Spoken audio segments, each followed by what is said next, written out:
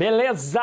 Chegou o momento de nós destruirmos aí as questões. A parte boa da aula, né? Chega de sofrimento, chega de termo técnico, meu Deus do céu, ó vida, ó...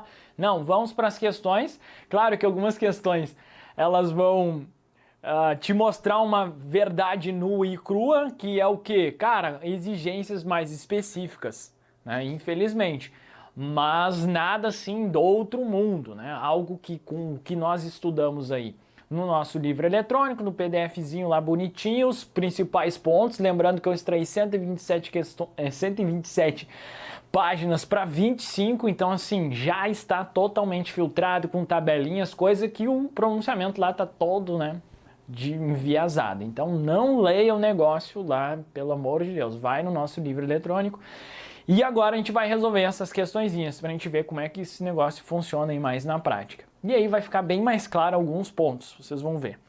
CPC 48 questõezinhas selecionadas especialmente. E aqui, galera, independente de banca, a ideia das questões, sempre quando eu coloco em vídeo aqui, é independente de banca. É uma extensão da aula, tá? Beleza? Vamos com tudo. Primeira questãozinha cobrada aí no TJ Amazonas. Aliás, interessante, né? Por quê? Porque você está se preparando aí, né, para o concurso, aí CPC 48 não tem histórico, não vem sendo cobrado, principalmente essas partes aqui. E aí, olha o que o TJ Amazonas, olha o que o CESP aprontou aí. 3 questões, galera. 1, 2, 3, sendo 2 específicas de contabilização de RED. Então é só para te... é o que eu falei, a verdade nua e crua aí, pra gente, né, saber, cara, que pode ser cobrado, e o pior, pode ser cobrado, né, mais de uma questão na prova. Tá? Então, julgue o próximo item relativos a instrumentos financeiros. Uma das condições necessárias para que um ativo financeiro seja mensurado ao custo amortizado é que esse ativo financeiro esteja inserido em um modelo de negócios que tenha por objetivo a manutenção de ativos financeiros em carteira, para receber os fluxos de caixa contratuais deles decorrentes. E aí, certo ou errado? Uma das condições para que esse ativo financeiro seja mensurado ao custo amortizado, então a questãozinha cobrando, né, sobre... classificação, né? Uma parte mais tranquila lá do pronunciamento, né? Então são 2 condições, né, para que um ativo financeiro seja mensurado ao custo amortizado. E ele está tratando sobre uma dessas condições. É que esse ativo financeiro esteja inserido em um modelo de negócio que tenha por objetivo a manutenção de ativos financeiros em carteira para receber os fluxos de caixa contratuais deles decorrentes. É isso mesmo, né? Então é a primeira condição. Tranquilo? E aí que isso aí gere, né, principal mais juros. É a segunda condição, basicamente. Tá? Lembrando que esse aqui é o custo amortizado. É o nosso CAzinho lá, o Carlos Alberto que a gente denominou. E o Carlos Alberto, ele quer manter, né, a manutenção até o vencimento. Tranquilo, né? Manutenção até o vencimento. Ele não quer saber, né, de... doideira aí, então ele é o mais conservador. Então o gabarito aqui certinho, é um ponto bem batido, é o mais batido sobre classificação, impactos, né? Então a gente precisa se ligar aqui. Então uma questão clássica já para iniciar os trabalhos. Segunda questão já não é uma questão trivial, porque contabilização de RED é pouco explorada em prova, tá? Mas olha, nessa prova aí foram 2 questõezinhas. Tá? Vamos lá, então primeira questãozinha. No caso de RED de investimento líquido em operação no exterior, lembrando que nós temos 3 tipos, né, de proteção. Valor justo, fluxo de caixa e investimento líquido, né, em operação no exterior. E aí o investimento líquido e o fluxo de caixa seguem a mesma perspectiva em termos de contabilização, né? Vamos lá. Então, no caso de RED de investimento líquido em operação no exterior, a parcela do ganho ou perda no instrumento de RED que for considerada inefetiva deve ser reconhecida em outros resultados abrangentes. E aí, certo ou errado? A inefetiva é no resultado, e a efetiva e a parte efetiva, que é em outros resultados abrangentes. Tá? Isso vale tanto para o investimento líquido em operação no exterior, quanto hedge de fluxo de caixa.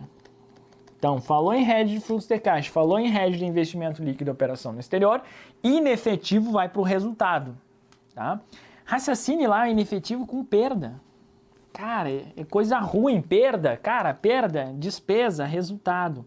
Isso para você raciocinar, tá bom? Perda, despesa, cara, isso aí vai, a inefetiva vai para o resultado. A efetiva, pô, efetiva é coisa boa, velho. Coisa boa o quê? Patrimônio líquido, patrimônio líquido. Tranquilaço? Então faz isso, cara. Tô dando uma dica aqui. O importante, como que você vai memorizar, não me interessa. O importante é você revisar aquela tabelinha que nós colocamos lá no final da aula, né? Teórica. É isso aqui.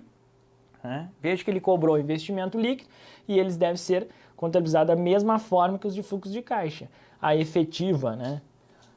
Efetivo, coisa boa, PL, não efetivo, coisa ruim, perda, raciocine lá com o resultado. Tá aí, cara, matou a pau. E aí, fluxo de caixa, investimento líquido, operação no exterior é igual, ganhamos a guerra praticamente. E aí é só você se ligar no hedge de valor justo, que tanto o ganho como a perda vai para o resultado. Tranquilo? Então assim, não é uma coisa do outro mundo também, tá? Beleza, então o gabarito dessa segunda questão está errado. O examinador alterou aqui essa parada, tá? Ainda sobre contabilidade de hedge, o que nós temos aqui? Para fins de contabilização de hedge, é cabível designar como itens protegidos compromissos firmes e transações previstas altamente prováveis, desde que realizados com parte externa à entidade. Perfeito! Lembra lá que o requisito precisa ser o quê? Parte externa. Então, olha aqui, ó, bacana, parte externa. Né? Então, apenas contratos com a parte externa, a entidade que reporta, podem ser designados como instrumentos de hedge. Tranquilo? Beleza, é isso. Então, altamente prováveis, com parte externa à entidade, né, devem ser designados, que podem ser designados como itens protegidos. Então, correto.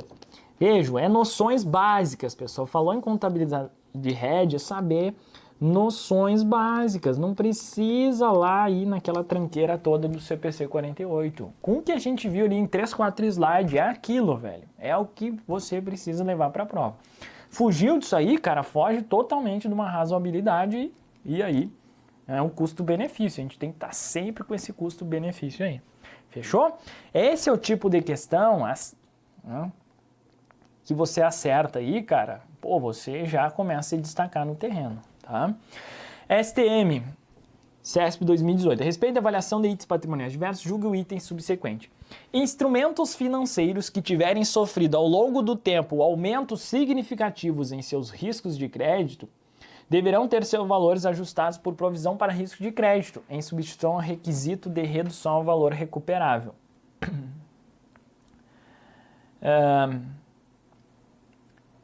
Bom, vamos corrigir, né? O gabarito está errado. Então, onde está o erro? Instrumentos financeiros que tiverem sofrido ao longo do tempo aumento significativo de seu risco de crédito deverão ter seus valores ajustados por provisão para risco de crédito. Em atendimento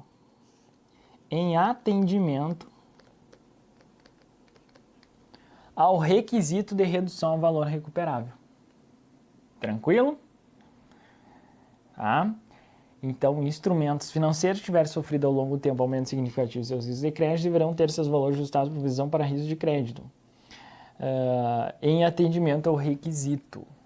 Tranquilo? Beleza. Professor, essa aqui é uma... Tô lembrando aqui, à medida que a gente vai resolvendo, né, em vídeo, eu vou lembrando das dúvidas, né, no fórum, que eu também ajudo aí, eu tenho uma equipe, né, nós somos 3 professores atualmente atuando no fórum. Então, sempre eu tento entrar lá todos os dias, respondo algumas. E essa questão eu lembro que a galera meio que complica, eu não lembro, né, os estritos termos que o pessoal... a dúvida é porque ele generaliza, se eu não me engano é isso, ele fala todos os instrumentos, né, como se fosse todos os instrumentos financeiros. Então, daria para questionar aqui, mas ele está tratando, né, os instrumentos financeiros de maneira geral, porque a gente viu que não são todos, né? Beleza?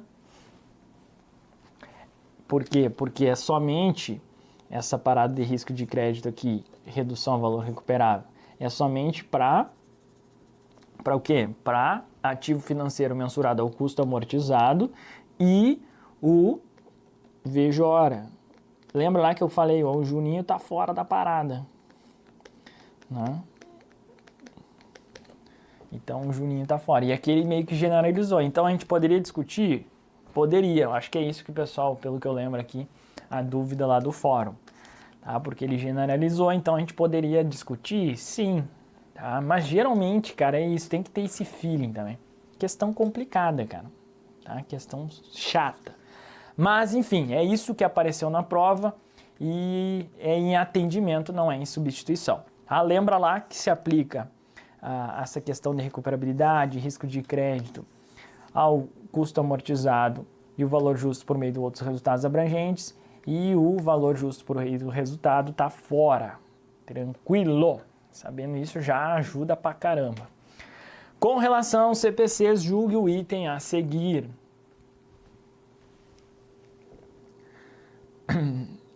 Para que um ativo financeiro seja mensurado ao custo amortizado, é necessário que suas cláusulas contratuais prevejam o fluxo de caixa exclusivamente de principal e juros sobre esse principal, nas datas previamente acordadas, que o modelo de negócio em que o ativo esteja inserido tenha por objetivo receber esses fluxos de caixas contratuais. Olha aí, galera, é isso mesmo, né? É isso mesmo sobre o custo amortizado. Então é necessário preveja o fluxo de caixa exclusivamente de principal mais juros sobre as datas previamente acordadas, que o modelo de negócio que o ativo seja tem o objetivo de receber esses fluxos de caixa contratuais. Tranquilo? Então é bem isso que fala lá, né, na classificação dos ativos financeiros para o custo amortizado, gabarito correto. Essa é a ideia, né? E receber principal mais juros até o final lá do contrato, bem de boa. É isso. Então, corretíssimo. Relativamente aos procedimentos de mensuração e avaliação de itens patrimoniais, de acordo com o CPC, julgue o item subsequente.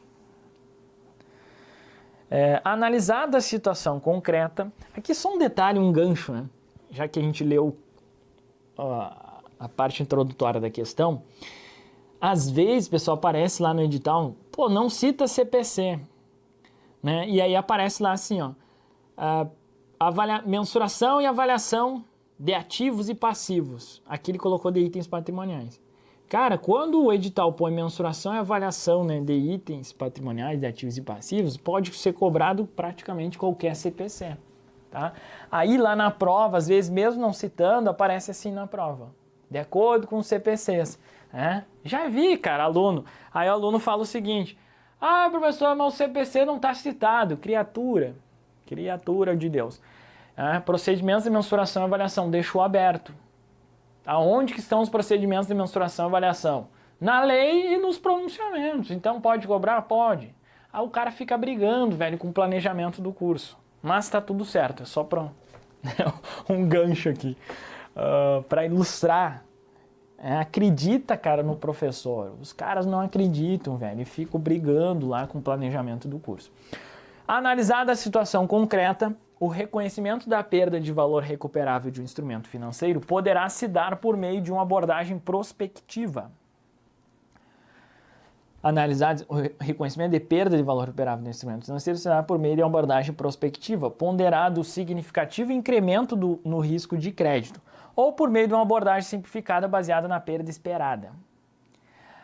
Bem, aqui ele entrou em detalhe, né, mais específico sobre essa parte, né, de redução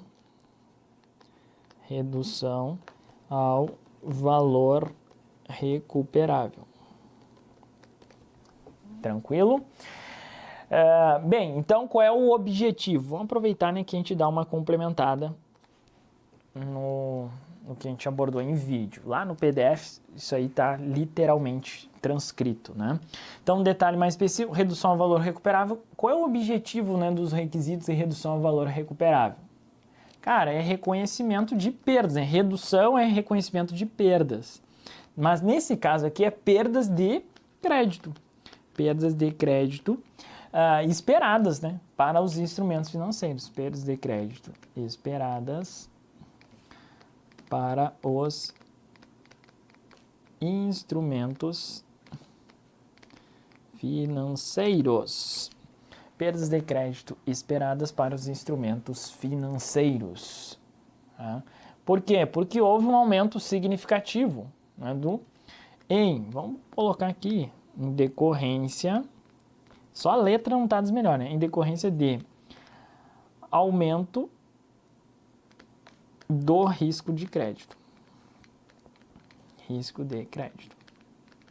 Então, aumentou o risco de crédito, o que aconteceu? Cara, a gente vai ter que reduzir esse negócio aí ao valor recuperável. Tranquilo. Beleza. Legal. E aí, o que o pronunciamento fala? Então, o gabarito aqui, pessoal, está correto. Né? Daí, analisada a situação concreta, o reconhecimento da perda de um instrumento financeiro se dá por meio ou de uma abordagem prospectiva, tá? Ponderado significativo incremento no risco de crédito, né, um aumento aqui do risco de crédito, ou por meio de uma abordagem simplificada baseada na perda esperada. Tranquilo? Então, são duas abordagens aqui, baseada na perda esperada, que é chamada de abordagem simplificada, ou na abordagem prospectiva. Tranquilo? O que eu vislumbro aqui? Ele falar que é retrospectiva. Eu acho que em nenhum momento, né, o CPC 48 fala em retrospectiva. Tá? Até vou aproveitar, eu estou com ele aberto aqui, só um segundo, para não ter dúvida. Vamos ver se ele fala em algum momento.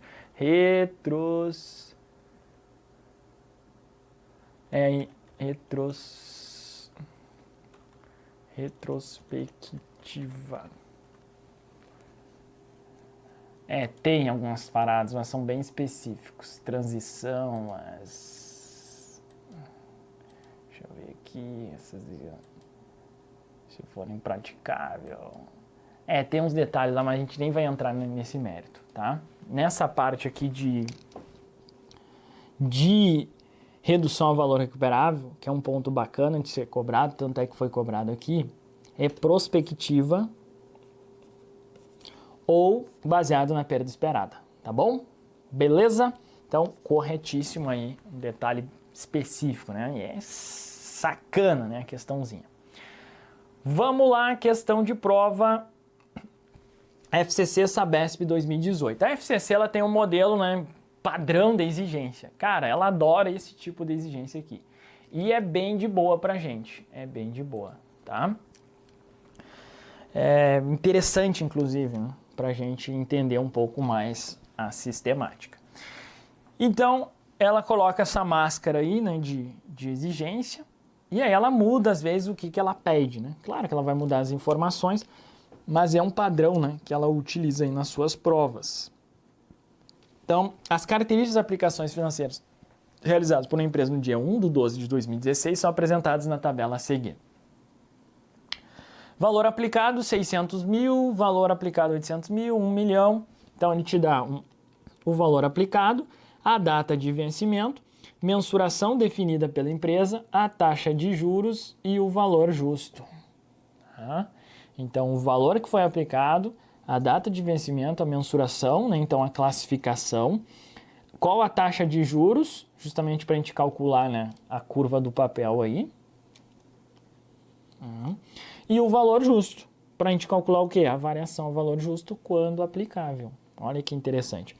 E aí ele pede o valor total apresentado no balanço patrimonial em 31/12 de 2016, então ele quer saber o valor aqui, ó. E geralmente eles põem um mês, um período, então é bem tranquilo, ó. 1/12, 31/12, né? E te dá em mês aqui para não ter muito cálculo matemático, né? Facilitar a nossa vida. Então, o valor total apresentado no balanço patrimonial da empresa e o efeito total na demonstração do resultado. Então, eu dividi aqui em duas etapas, né? Então, vamos só nos concentrar nessa primeira parte aqui. Tranquilo? Na valor total apresentado no balanço patrimonial. Vamos lá. Então, galera, tudo que for mensurado ao valor justo,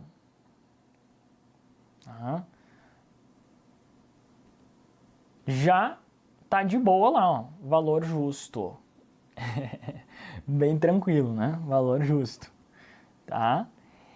E o custo amortizado, ali ó, mensuração, valor aplicado 800, custo amortizado, né, mais os 2% lá. Então, como que ficou? Valor justo 604, 018, né, porque esse é o valor justo. E se ele é mensurado ao valor justo, o que vai rolar? É o valor justo, cara. Nunca foi tão fácil. Tranquilo? Então, 604, 018 e o custo amortizado. O que você vai fazer? Cara, pega o valor aplicado e multiplica pela taxa. 8 vezes 2, 16. Pasmem, senhores. Alguém sabe fazer isso aqui, ó? 8 vezes 2. 2 vezes 8, se eu não me engano, dá 16. Pois é, cara, você pega lá os 800 mil e coloca 3 zerinhos aqui. Bem de boa, né? Tranquilo, 16 conto aqui. Então ficou 816. Beleza. Por quê? Porque ele é o custo amortizado. Então ele vai te dar o valor da aplicação lá mais o custo amortizado, a curva do papel. Tranquilo. Então, 816. Ah, professor, mas não é 820. Cara, foda-se o valor justo. O CA não tá nem aí pro valor justo. Tranquilaço? Então, 604 mais 816 mais 1 em 18, 2, 4, 3, 8. E aí a gente já destruiu aqui duas opções. Beleza, mas ele quer também o efeito total na demonstração do resultado. E aí eu trouxe aqui, né, pra gente não ter erro, cara. Vamos fazer o seguinte. Efeito total na demonstração. Vamos ver aqui que eu aprontei aqui. Bom, você vai fazer o seguinte, você põe lá o delta, né, variação, né, para te dizer que aquilo ali é uma variação, variação é valor de mercado. Beleza. Então, o que aconteceu, galera? Nós temos 600 mais a curva do papel vai dar quanto? 606 mil.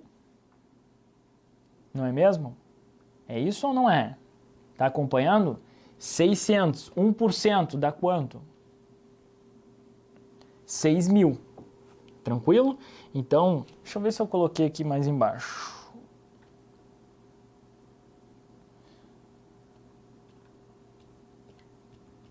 Vamos fazer aqui, ó, por partes. Então, efeito na DRE, galerita, do custo amortizado.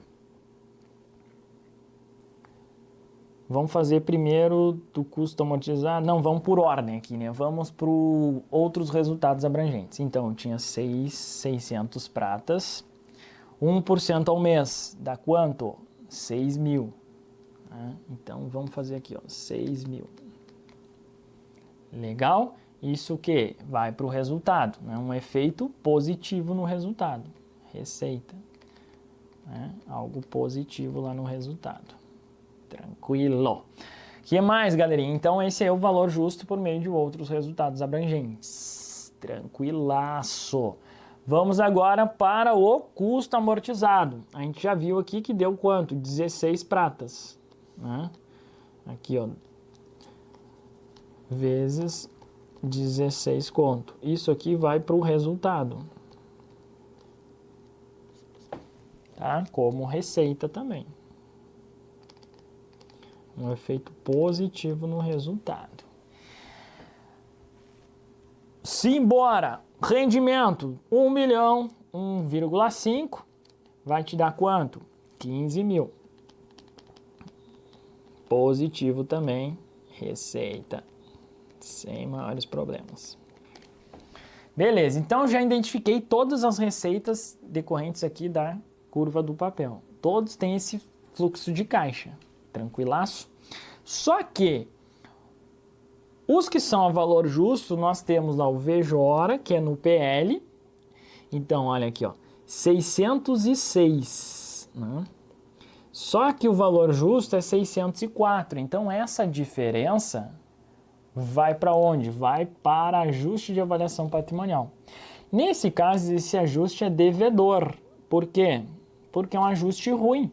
Afinal, velho, tá 606. Se foi para ser 604, então é um ajuste ruim. Um ajuste devedor. Tranquilo? Beleza. Ah, professor, se fosse 608 aqui, aí seria credor em 2.000. Se fosse 610, credor em 4.000. Se fosse 600, devedor 6.000. A diferença aqui. Tranquilo? Show de bola. Isso aqui vai para o resultado? Não, cara, é no PL. PL. Tranquilaço. Que mais? O custo amortizado não quer saber, né, de variação a valor justo. E o valor justo por meio do resultado, o que aconteceu? Nós tínhamos aqui 1.015.000, 1 milhão mais 15.000 do rendimento, e agora o valor justo está 1,18. Então o que acontece? Mais 3 pratas aqui, ó, 1,18 menos 1,15. Ah, professor, se tivesse 1.010.000 aqui, seria quanto? Seria uma despesa. Despesa de 5. Entenderam a lógica da parada? É isso, velho. Essa é a sinistra questão que pode ser cobrada na sua prova. Porque ela é sinistra por quê? Porque ela pediu tanto o efeito na DRE quanto o balanço patrimonial lá. Balanço patrimonial, pega os valores justos, de boa. Custo amortizado, o valor aplicado mais o rendimento. Esse é o que vai rolar lá no balanço patrimonial. Vamos revisar então? Eu vou parar um pouco mais, porque as outras a gente vai rápido. Tá? Então apareceu isso aí na sua prova. Pediu. Às vezes ela vai te cobrar só o valor total apresentado no balanço patrimonial. O que você vai fazer? Cara, valor justo, pá, 604. Então pega todos os valores justos e o custo amortizado pega o valor aplicado e aplica ali a taxinha e serás feliz. Soma tudo e já era. Então algumas questões é só isso. Outras questões, o cara pede só o efeito na DRE. E essa questão é a mais completa, que ele pede tudão. Tranquilo? E aí, o efeito no resultado, nós vamos ter os rendimentos mais as variações a valor justo quando aplicável, né? E essa variação a valor justo pode ser uma receita ou pode ser uma despesa. Nesse caso aqui foi uma receita, mas poderia ser uma despesa. Tranquilo? Então o efeito total no resultado é só somar agora, ó, os 6.000 do rendimento, os 16.000 do rendimento, os 15.000 do rendimento. E além disso a receita. 6 mais 31 aqui, 37 com 3, 40. 40 pratas, gabarito, portanto, ficamos com a opção D. Bem de boa. Fechou, galerita? Tranquilaço, né? Então vamos fazer o seguinte, a gente vai fazer um intervalinho e é isso, cara, é isso. Soube essa variação aqui e aí é isso, velho. Boa parte das questões é esse o raciocínio. Tranquilo? Beleza? Show de bola. Eu falei que não é difícil, é só a gente se ligar aqui. Poderia ser cobrado alguma outra coisa? Claro que poderia. Ele poderia cobrar ali. Analisando essa situação, a gente pode afirmar que houve um reconhecimento de 2.000 como ajuste de avaliação patrimonial. Certo ou errado? Certo, ajuste devedor, né, de 2.000. Ele poderia falar um ajuste credor. Estaria errado. Um ajuste devedor. A mensuração a valor justo, o instrumento financeiro mensurado a valor justo por meio de outros resultados abrangentes. E aí ele te falar que a variação a valor justo vai para um resultado. Cara, o nome dele já diz outros resultados abrangentes. Então tem uma infinidade de situações que o cara pode cobrar aqui. Geralmente ele cobra o quê? O valor lá no balanço patrimonial, no final, e geralmente é um período, porque isso aqui não é prova de matemática financeira, tá? E o efeito total na DRE. Tranquilo? Beleza. Então é isso, tá? Lembrando que aqui no balanço patrimonial, só para não ter dúvida, ó, ele pede o valor total apresentado o valor total apresentado no balanço patrimonial da empresa. Então, o valor do quê? Dos instrumentos financeiros. Beleza? Ele não pediu lá no patrimônio líquido, impacto. Ele poderia cobrar? Sim. Te dar toda essa situação e pedir assim, o valor do impacto no patrimônio líquido será de... Aí era o quê? O ajustezinho lá, valor presente. Porque dele está pedindo o patrimônio líquido. Aí é o ajuste a valor presente. O único impacto seria aquele 2.000 devedor.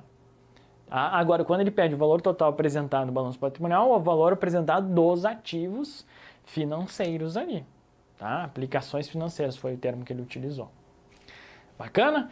Então é isso, a questão aqui é fenomenal, por isso que a gente fez mais desenhadinho, porque resolvendo ela, cara, a gente consegue entender um pouco mais da teoria e ficar na paz aqui para resolver as outras questões. Independente de banca, porque a FCC ela é meio que paradigma para outras exigências. E CESP, às vezes, cobra umas questões quase iguais da FCC também. E vocês veem que o CESP ele já tem uma pegada mais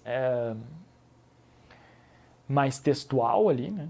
Mas não significa que de vez em quando rola as tabelinhas. Nas provas de CESP também rola essas tabelinhas aí.